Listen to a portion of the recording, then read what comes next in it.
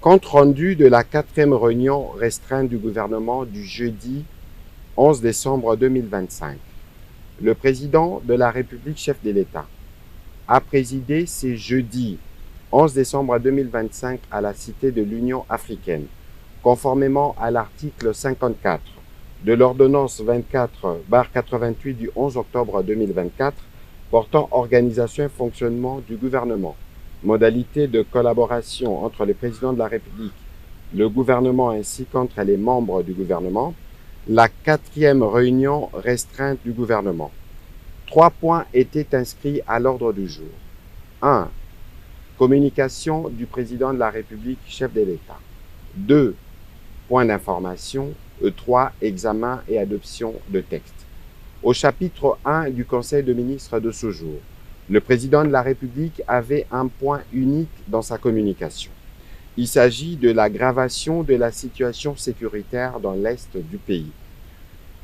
Le 4 décembre 2025, la République démocratique du Congo et la République du Rwanda ont signé à Washington DC un accord de paix historique, fruit d'efforts diplomatiques soutenus et porteur d'un espoir légitime pour mettre un terme définitif au cycle de violence qui endeuille notre nation depuis plus de 3 décennies.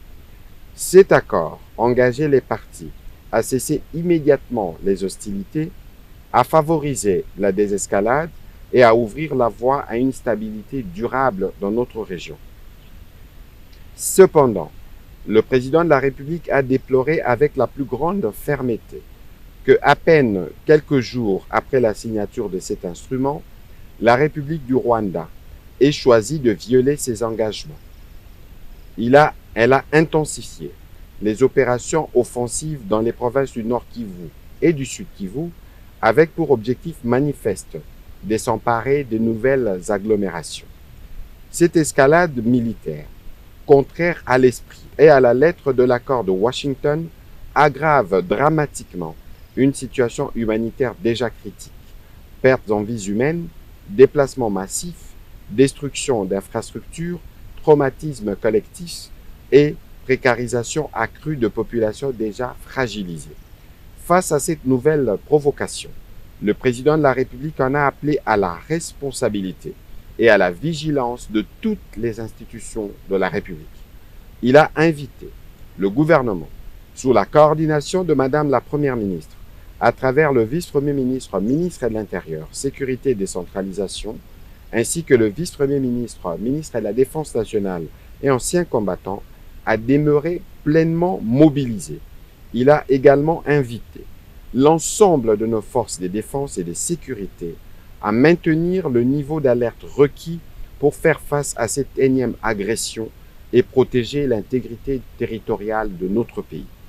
Dans cet esprit, le président de la République a annoncé la convocation imminente d'une réunion interinstitutionnelle ainsi que d'un Conseil supérieur de la défense élargi afin d'approfondir l'analyse de la situation et d'arrêter en toute souveraineté les options appropriées pour maîtriser l'évolution des opérations et garantir partout la sécurité de nos populations. Au deuxième chapitre du Conseil restreint de ce jour, relatif aux points d'information, un seul point d'information, les chefs d'état-major général de forces armées de la République démocratique du Congo, spécialement invité à cette réunion, a fait le point de la situation sécuritaire sur les différents terrains opérationnels. Il a informé le Conseil restreint des dispositions mises en place par l'armée pour garantir la sécurité et la protection du territoire, spécialement dans les zones attaquées par les forces rwandaises et leurs supplétifs. Au troisième chapitre du Conseil de ministres de ce jour, relatif à l'examen et à l'adoption d'un projet de texte, le ministre d'État, ministre de la Justice et garde des Sceaux a présenté au Conseil les projets de loi portant prorogation de l'état de siège à partir du 18 décembre 2025. Après débat et délibération, le Conseil restreint a adopté ces projets de texte. Commencée à 15h48, la réunion restreinte du gouvernement a pris fin à 17h20.